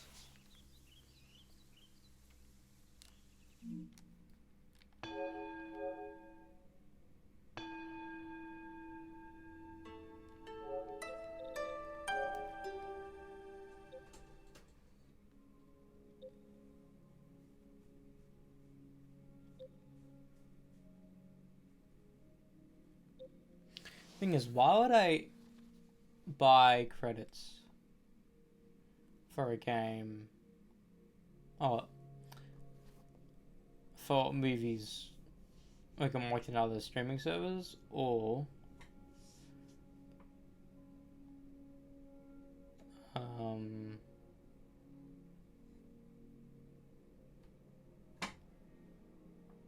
just have buy a DVD for cheaper. Like, if it's more expensive to watch on a streaming service than it is to buy it physically for you to keep forever, there's no way in hell it could get deleted, because with streaming services, if you don't buy it, they can get rid of it, you know? Like, ultra amazing movies, you know? Like 21 Jump Street, 22 Jump Street, Superbad, fucking Baby Driver, Step Brothers, all of them that are Sunny movies, there's possibilities they can just pull them off other streaming service and be like, huh, I had a routine like once a year I was watching this movie.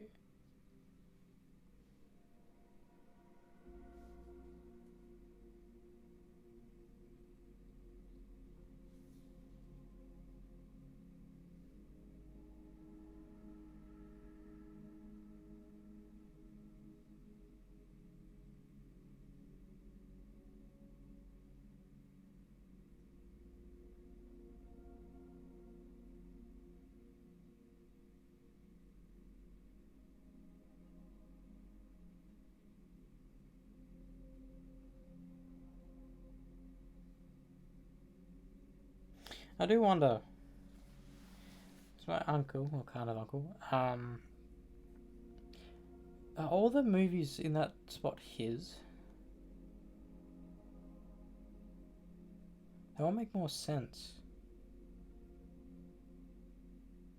I don't know if the Avengers will be his. I mean, surely the Elven Chipmunks aren't his. Fun fact, I haven't seen any Alexander the Chipmunk movie after the second one. I've seen the first two so many times, I haven't seen the third one or the fourth one. Or was there a fifth one? I know they did the Road Chip and Chipwrecked. Did they do a fifth one?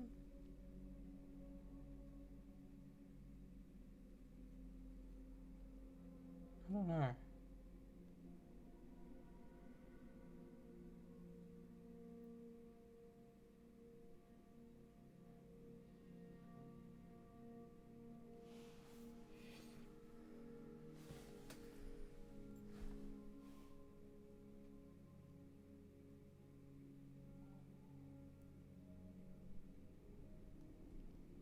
No.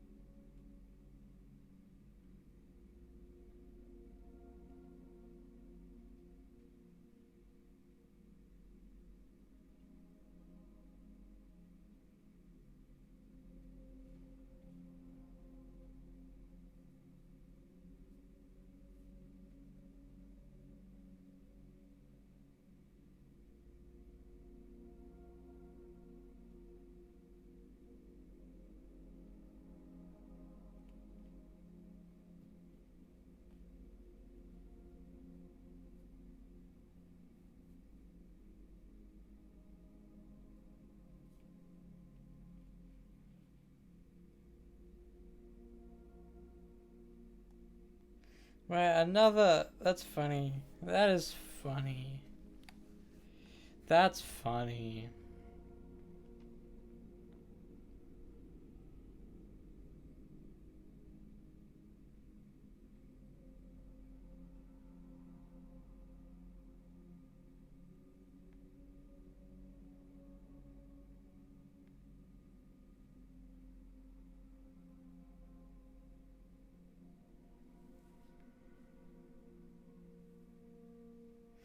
No wonder this was fucking dead.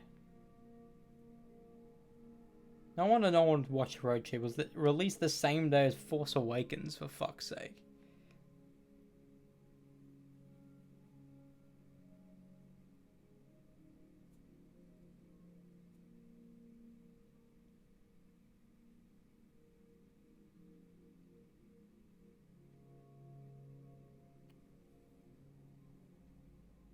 But it was successful. Budget of 90 million getting over 200 million. That's success. 75 million, nearly getting 350 million. Okay. The Screekle, I know that did well because I watched it.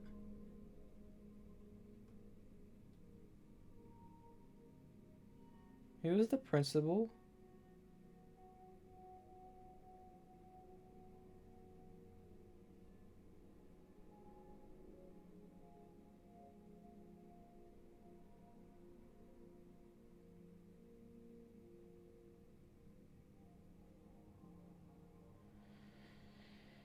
$75 million. Same boy, same.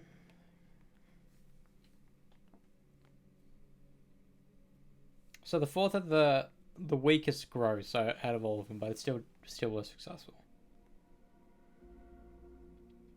It's also saying something is rated higher than the two previous films. I don't know. I think I need to rewatch them. It's been well over 10 years since I watched Alvin and Chipmunks. Because I think I rewatched them after Chipwrecked came out, and I was like, oh, I should watch this one, and never happened. All right, be right back for Injustice.